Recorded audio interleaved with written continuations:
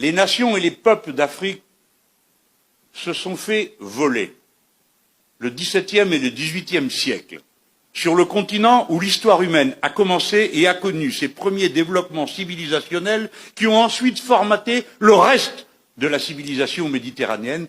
Je pense à l'Égypte antique. Vous vous êtes fait voler le XVIe, le XVIIe siècle et une partie du XVIIIe par l'esclavage.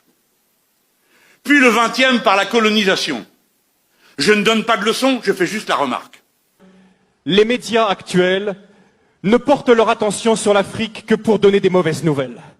Souvent, l'Afrique, c'est le continent oublié. Il est oublié dans les négociations de l'Organisation mondiale du commerce. Il est oublié lors des grandes alliances stratégiques. Lorsque les puissants de la Terre se réunissent, très souvent, on ne parle de l'Afrique que pour couvrir ses dettes ou pour venir à son aide. Vous savez, souvent, quand on pense à l'Égypte, on ne pense pas à l'Égypte comme un pays noir, n'est-ce pas? Hein, on a eu même, quand on est dans les années 50, 60, les péplums sur l'Égypte. Comment elle est, Cléopâtre?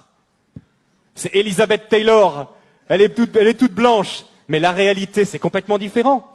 Toutes les recherches historiques ont montré qu'à l'époque de Moïse, ont montré qu'à l'époque biblique, l'Afrique était un pays noir. Et d'ailleurs, il suffit de regarder les hiéroglyphes, aujourd'hui pour voir toutes ces femmes égyptiennes avec les cheveux tressés, qui ressemblent à s'y méprendre aux Peuls du Sénégal. Des recherches ont montré que les Peuls du Sénégal, pour ceux qui les connaissent, sont parmi les descendants les plus directs des Égyptiens. Les travaux, entre autres, du professeur Cheranta Diop et d'autres ont montré que l'Égypte était un pays noir, que l'Éthiopie était un pays noir et que la Libye était un pays noir. On l'appelait la Cyrénaïque, avec la ville de Cyrène, ou la Tripolitaine. C'est un pays noir.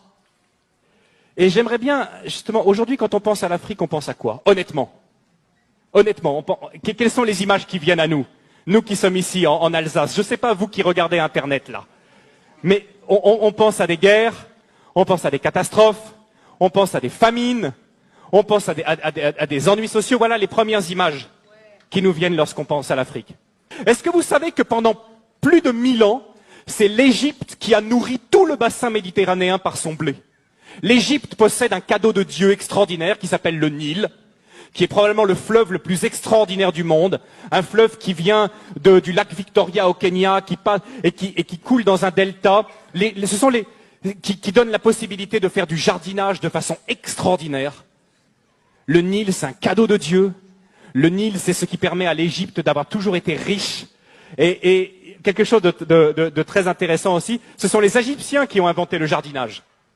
Les pastèques que nous mangeons en été, ce sont les Égyptiens qui l'ont cultivé les premiers. À l'époque, l'Égypte était la première puissance économique du monde.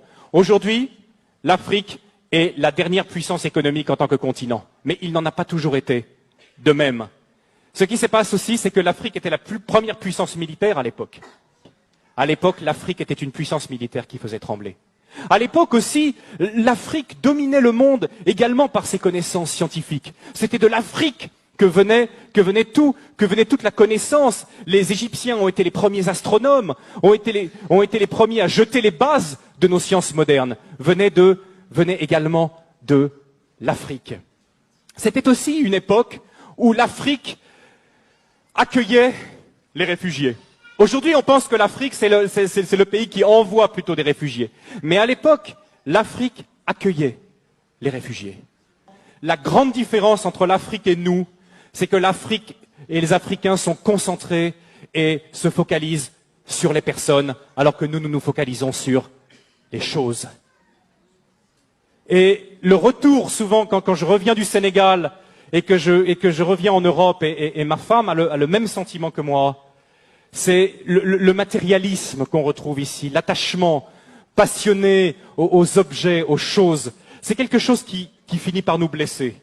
Et je sais que c'est quelque chose pour tous les visiteurs africains et pour tous ceux qui sont ici qui les blessent. Parce qu'en Afrique, la première chose, la plus importante, c'est les personnes. Vous ne pouvez pas savoir à quel point je bénis Dieu que mes enfants soient élevés en Afrique. Je bénis Dieu. Vous savez, lors de notre premier retour, après 3 ans passés en Afrique, notre premier retour, on avait une petite fille, notre deuxième, Loïs. Je crois qu'elle avait 2 ans. Et quand elle venait ici en Alsace, elle passait son temps comme ça à lever les mains.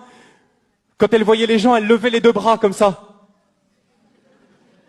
Parce qu'elle savait qu'en Afrique, elle avait expérimenté que quand un enfant tend ses bras, qu'est-ce qui se passe? N'importe qui soit de la famille ou pas, va prendre l'enfant dans les bras, dire une parole gentille, le consoler. Et elle était là en Europe, elle tendait ses bras comme ça, mais c'est pas la même chose ici. C'est pas la même chose. Grandir en Afrique, c'est grandir dans le continent le plus humain, le plus chaleureux et pour moi le plus merveilleux qui se puisse être. Je remercie. Encore une fois ce matin, je profite de ce passage, je dis merci à l'Afrique. L'Afrique est le continent le plus humain du monde. Alors bien sûr, chez nous, ça nous a apporté beaucoup. On a le développement, on a les machines, les voitures, on vit plus longtemps, on est en meilleure santé, on a de l'argent en banque. Est-on plus heureux? Est-on plus heureux? On nous dit toujours qu'on cherche le bonheur. Et je partage quelque chose aussi avec vous ce matin, c'est que je trouve en moyenne que les Africains que je connais sont beaucoup plus heureux, même s'ils ne sont pas chrétiens, sont en moyenne beaucoup plus heureux que même beaucoup de chrétiens que je connais en Europe. C'est triste à dire, n'est-ce pas? Mais nous sommes tellement soucieux. Et si nous regardons bien d'où viennent la plupart de nos soucis, viennent souvent de questions matérielles. Questions d'argent, des questions de travail qui nous minent. Mais les Africains que je connais, même s'ils ont des situations beaucoup plus difficiles, ni sécurité sociale, pas beaucoup d'accès aux médicaments, compte en banque, la plupart du temps, rien du tout, mais heureux de vivre et reconnaissant pour les petites choses.